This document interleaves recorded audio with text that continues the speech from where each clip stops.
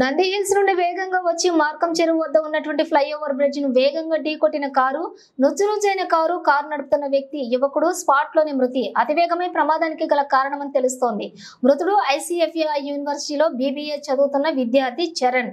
BNR hills నుండి Swift Dzire కారులో మేడీపట్నం నుంచి మేడీపట్నంలోని ఇంటికి వెళుతున్నటువంటి క్రమంలోని ఈ ప్రమాదం జరిగింది. అతివేగమే ప్రమాదానికి గల కారణమని తెలిపిన పోలీసులు మృతదేహాన్ని పోస్ట్ మార్టం నిమిత్తం ఉస్మానియా హాస్పిటల్ కు తరలింపు.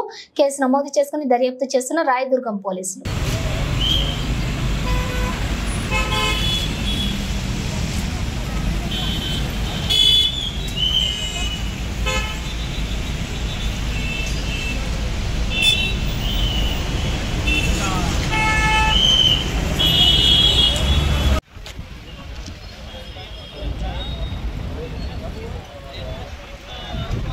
వనసిలిపురం ఇంజాపూర్ వద్ద సాగర్ హైవేపై అర్ధరాత్రి రాబరీ గ్యాంగ్ హల్చల్.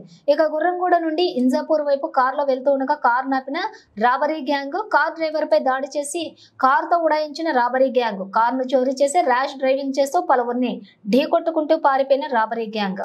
అంబులెన్స్ లోని రాబరీ గ్యాంగ్ ను వెంబడించి పట్టుకున్న స్థానికులు. పోలీసులు అదుపులో 2 గ్యాంగ్ సభ్యులు, పరారీలో మరొకరు. ఇంజాపూర్ గ్రామ శివార్లోని పూర్తిగా ధ్వంసమైనటువంటి స్థితిలో కారు. ఇంజాపూర్కి వెళ్తుంటే మధ్యలో ముగ్గురు ఆపి నా మీద దాడి చేసి కారు గుంజుకొని వెళ్ళారు. కారు గుంజుకొని వెళ్తే అప్పుడు అంబులెన్స్ వచ్చింది. అప్పుడే వేరేల పైన కూడా దాడి చేసారు. అంబులెన్స్లో నన్ను ఎక్కించుకొని కారుని చేజ్ చేస్తే అప్పటికే 100కి కొట్టినాం.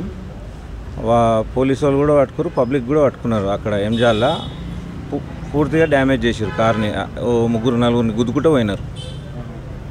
ఎంతమంది వచ్చారు? ఎట్లా దాడి చేశారు? ముగ్గురు త్రిబల్ రైడింగ్ బైక్ మీద వచ్చారు. పెద్ద పెద్ద కట్టెలు పట్టుకొని వచ్చారు. పైసలు అని జోబులు చెక్ చేసారు. లేదంటే ఫోన్పే కొట్టన్నారు. ఫోన్పే కొట్టించుకురు కూడా. కాళ్ళ పైన ఒకటి. మేము ఒక్కనే, వాళ్ళు ముగ్గురు ఉన్నారు. పక్కకు ఓవర్లేరు. వేరే అతను ఉండే యాక్టివ్ వేసి అతన్ని కూడా కొట్టిరు నడుముల మీద. మళ్ళా ఇంకో ఫ్యామిలీని కూడా కొట్టిరు. నేను ఇచ్చిన సార్. వాళ్ళు ఇంకా రాలేదు.